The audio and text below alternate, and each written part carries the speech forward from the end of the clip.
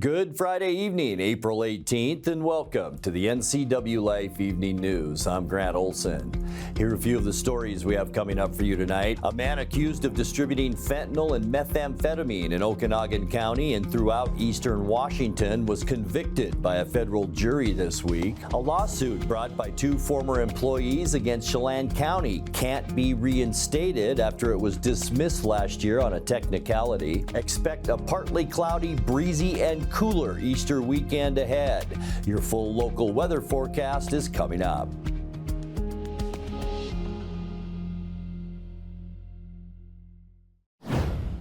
A Wenatchee man arrested for allegedly imprisoning and beating his disabled spouse is now charged with her attempted murder.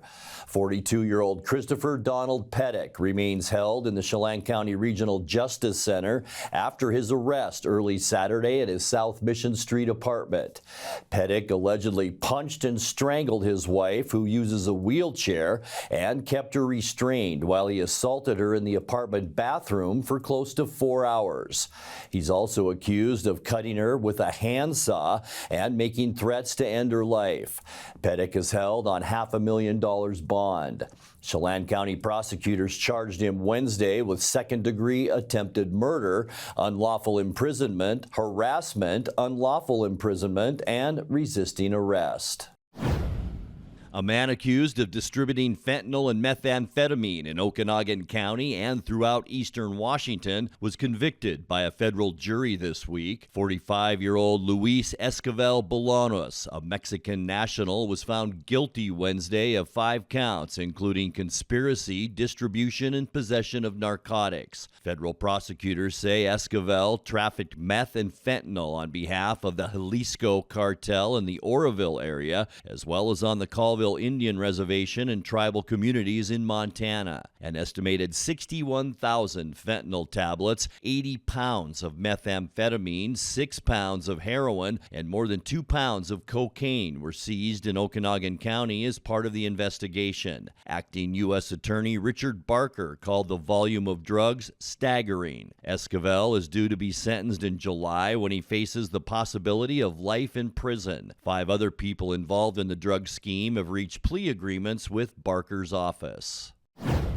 Medical leaders from around north central Washington joined U.S. Representative Kim Schreier and U.S. Senator Maria Cantwell on Thursday to voice their opposition to potential cuts to Medicaid. The roundtable included CEOs and top medical professionals at Confluence Health, Columbia Valley Community Health, Lake Chelan Health, and Cascade Medical Center. Over $880 billion in Medicaid is at risk of being cut by congressional Republicans, and approximately 1.9 million individuals are on Medicaid in Washington state. Lake Chelan Health CEO Aaron Edwards said his hospital would be at risk of losing labor and delivery services. Edwards said other doctors would have to take care of births, including emergency medicine physician Dr. Matt Tillman, who said the loss of Medicaid would affect whole communities. The last thing that an emergency medicine physician wants to do is catch babies. But I think the more important thing is to note that while we talk about the percentages of recipients for Medicaid in certain districts in certain areas, I think it would be naive for our nation to think that only those people are going to be losers if these things are cut. Rural hospitals operate on small margins, and there are a lot of rural hospitals in the United States that are closing or at risk of closing. And if you cut Medicaid funding to a rural hospital, the losers are the entire community, especially if that hospital closes its doors. It is not just the recipients of Medicaid. It will be everyone in that community that is affected, and it will be to some significant detriment. So it really just comes down to what are we value as a nation? Do we value the health of our people, or do we value something else? It was a night of crowns, cheers, and celebration as Colonial Vista Senior Living named their Apple Blossom Senior Royalty at the first ever pageant on Wednesday. Our media partner, the Wenatchee World, reports that Donna Dayton was crowned queen, while Gladys Burtz and Barbara McCardle were named princesses. The pageant involved 3 segments: talent, speech, and a ball gown presentation. The judges, made up of Colonial Vista's executive director, residents, and previous Apple Blossom royalty, judged the 13 contestants on the segments before making their final decision. Crowned royalty will ride on the Colonial Vista float in the Stamilt Grand Parade coming up on May 3rd. When we come back, as the Washington legislature continues towards its April 27th deadline, lawmakers have taken a step forward on one of Governor Bob Ferguson's top priorities, hiring more police officers. Speaking of the governor, Bob Ferguson released a statement yesterday that's critical of Democratic proposals for $12 billion in taxes to close Washington's projected budget shortfall. I'm Grant Olson, and you're watching the NCWLIFE Evening News. When you enjoy Abby's Pizza at your place, close your eyes and you can taste old-fashioned values, classic pizza parlor decor, and generations of tradition. Recreate that magic. Open your eyes and head to abbys.com. With pickup and delivery options, no matter where you dine, Abby's just tastes better. This is Skinny, and he helped found Abby's 60 years ago. In honor of Skinny, we're putting his favorite pizza on sale. Savory pizza sauce, Canadian bacon piled to the edge, and juicy tomatoes make this a very special pizza. Order your Skinny special right now at abbys.com. It's Click It RV's 4th annual Family RV Sales Event, April 16th through the 19th. Get amazing discount prices from manufacturers from across the country, like Grand Design, StarCraft, and more. And get $2,500 over NADA for your trade. There's amazing financing with nothing down, low rates, and no payments for 90 days. And talk about giveaways. Win a StarCraft trailer or $30,000 in cash. There's free refreshments and games for the whole family. And just for fun, dunk your salesman in the dunk tank. So beat the coming tariffs and don't miss the 4th annual Family RV event at Click It RV, April 16th through the 19th.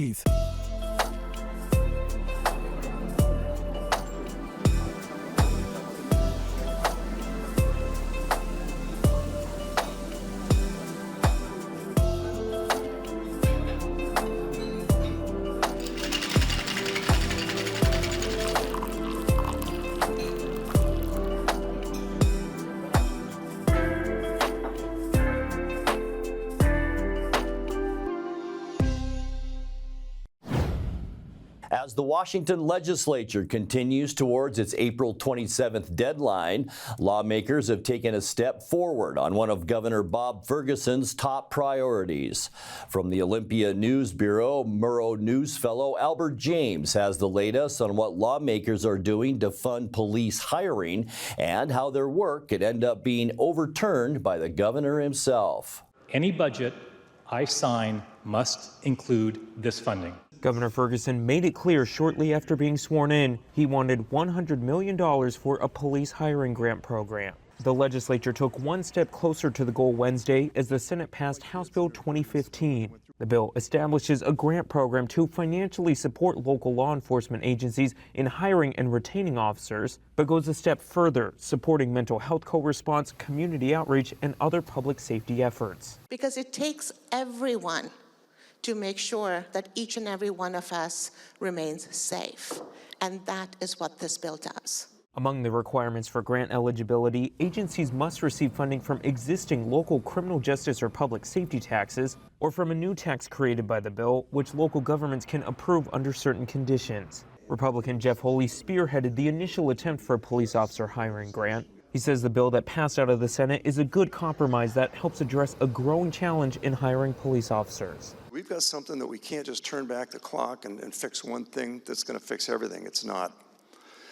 But this bill's a start. The bill passed with bipartisan support and opposition. While they want more police, some Republicans had concerns about opening the door for a new tax at a time of unaffordability.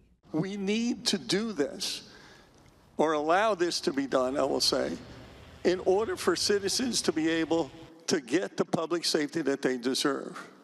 Unfortunately, I'm going to have to vote no because I believe that we should be doing this without the tax increase. The program relies on funding from the state operating budget. The House proposal set aside $25 million over the next 2 years, while the Senate proposal offered no funding. At a press conference earlier this month, Governor Ferguson repeated his call for $100 million over 2 years and said he would veto the budget if it falls short. At some point, I just would believe in saying to the other side, this is our bottom line.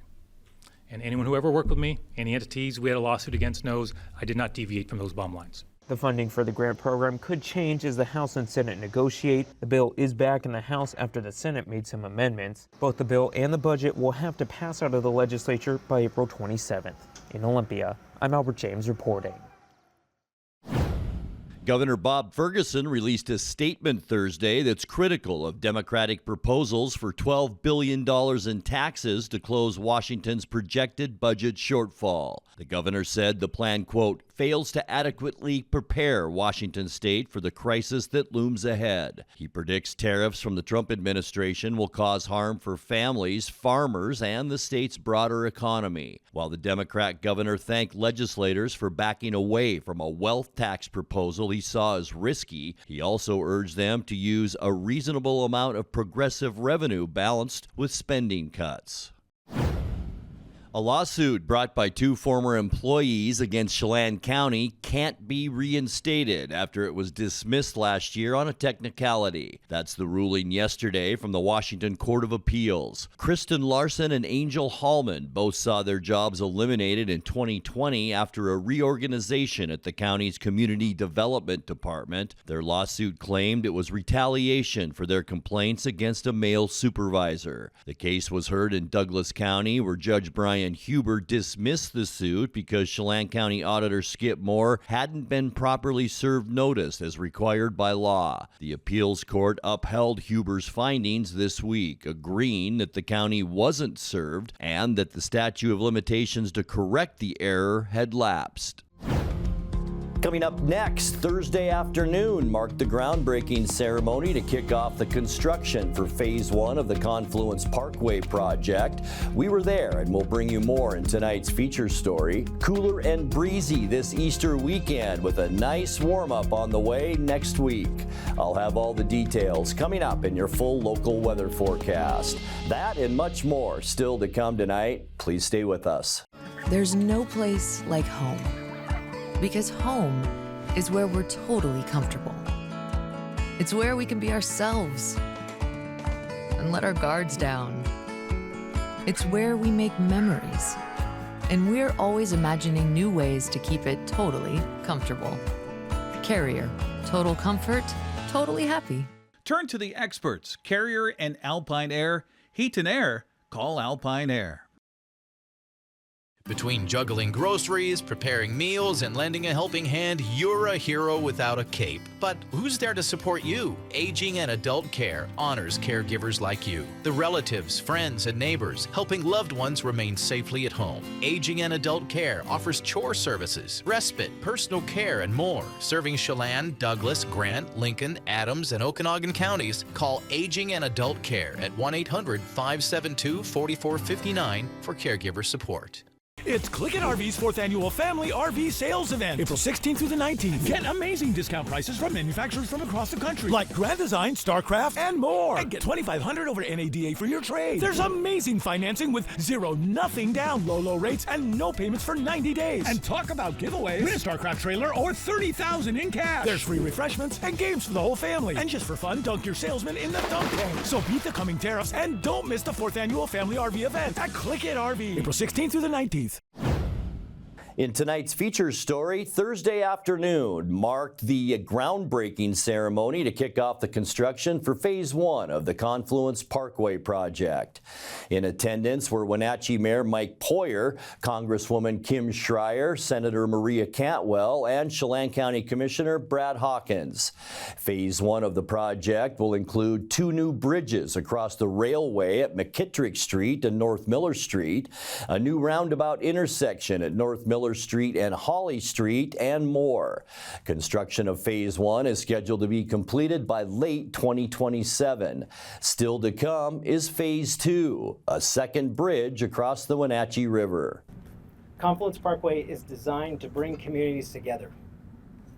This project will improve mobility, enhance safety for all users, including drivers, cyclists, and pedestrians, reduce congestion, and provide a critical new emergency access route, making our city more resilient and better connected. In 2021, we were proud to receive a federal infra grant award, making this first phase of Confluence Parkway a reality. June of 2021, the administration officially awarded a $92 million infra grant for the city of Wenatchee. In fact, it was the largest grant anywhere in the entire country that year. And it could not have gone to a more deserving project.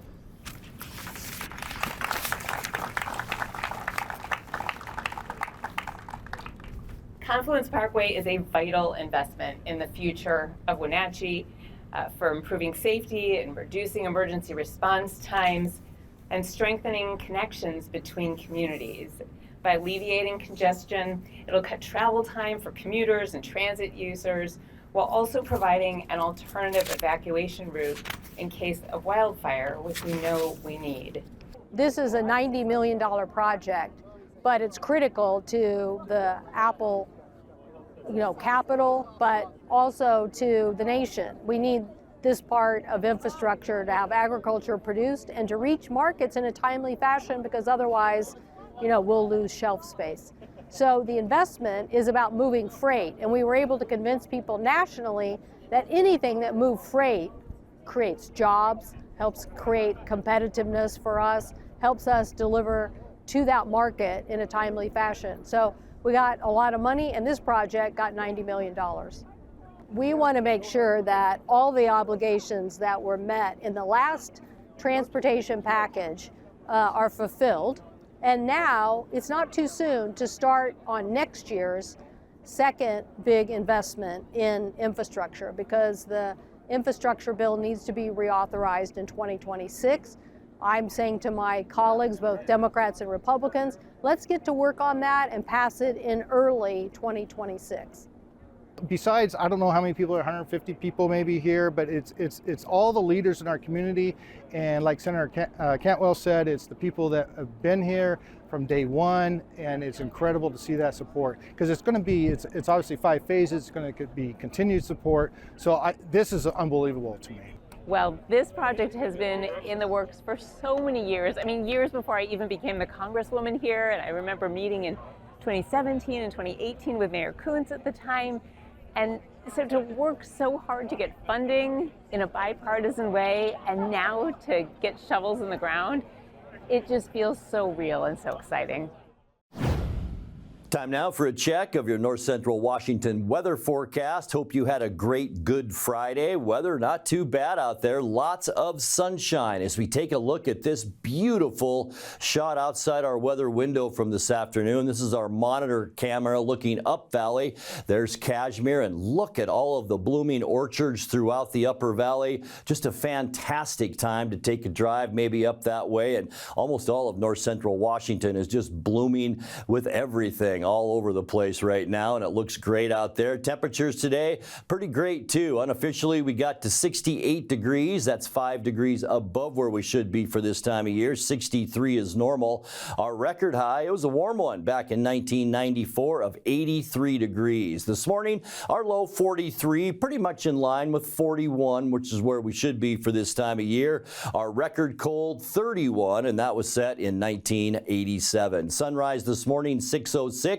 And it sets tonight just before 8 o'clock now at 7:55. All right, taking a look at your Saturday temperatures, we will see a cool down tomorrow and some breezy conditions. Upper 60s for Moses Lake and Ephrata, 67 in Quincy, pretty much mid 60s then from Wenatchee to Entiat. Also Chelan, Omak, you'll be at 65, 61 for Lake Wenatchee, and low to mid 60s for both Leavenworth and Cashmere tomorrow afternoon. As we take a look at what we can expect tonight, increasing clouds. We're seeing a trough of low pressure over northern Montana. At the same time, high pressure sitting out in the Pacific, but there's a cold front that will drag through overnight tonight, increasing our cloudiness. Temperatures with those clouds, very mild, mid to upper 40s overnight tonight. For your Saturday, low pressure to our east, high pressure to the west. We're going to see some breezy conditions on Saturday with partly cloudy skies. High temperatures still still slightly above normal in the mid-60s to kick off our weekend. And then for Easter Sunday, almost the same scenario. Breezy conditions right here in the Wenatchee Valley. Partly cloudy skies for Easter and quite a bit cooler too. We're only going to get to about 60 degrees for a high temperature on Sunday. And with those breezes, going to feel kind of chilly at times. For Monday, things begin to turn around a little bit. Mostly sunny skies. Most of the cloudiness will be in western Washington for Monday. Seasonal highs with temperatures in the low 60s on Monday. And then things get very nice as we get you into Tuesday. This area of high pressure strengthens.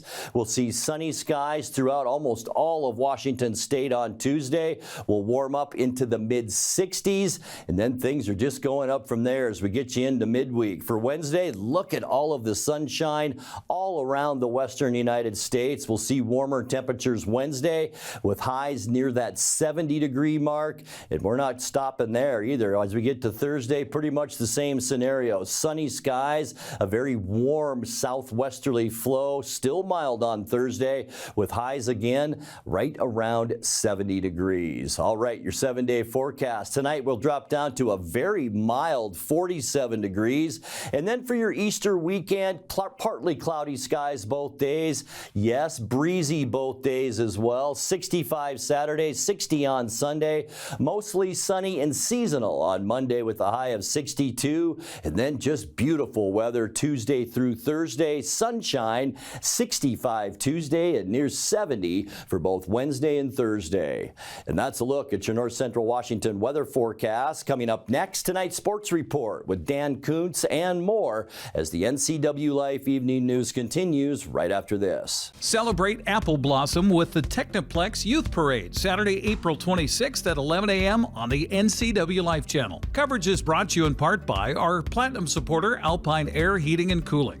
Also by Aging and Adult Care of Central Washington, Boswell's Home Furnishings, Harvest Valley Pest Control, Merry Maids, Together for Youth, and the Wenatchee Valley Dispute Resolution Center. It's the Technoplex Youth Parade, Saturday, April 26th on your local TV station, the NCWLIFE channel.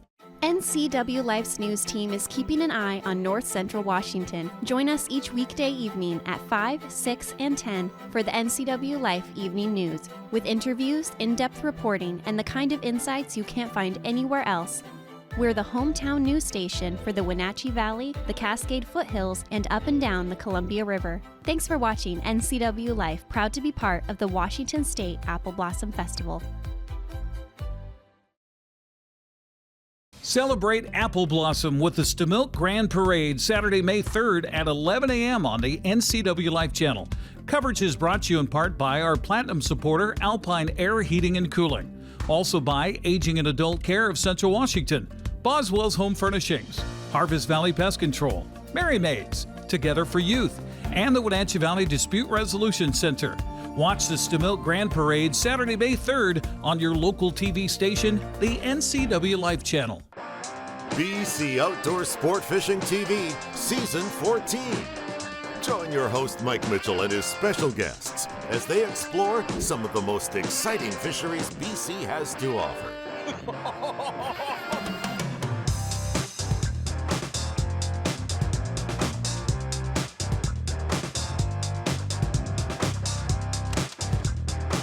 BC Outdoors Sport Fishing TV. Check your listings for airtimes.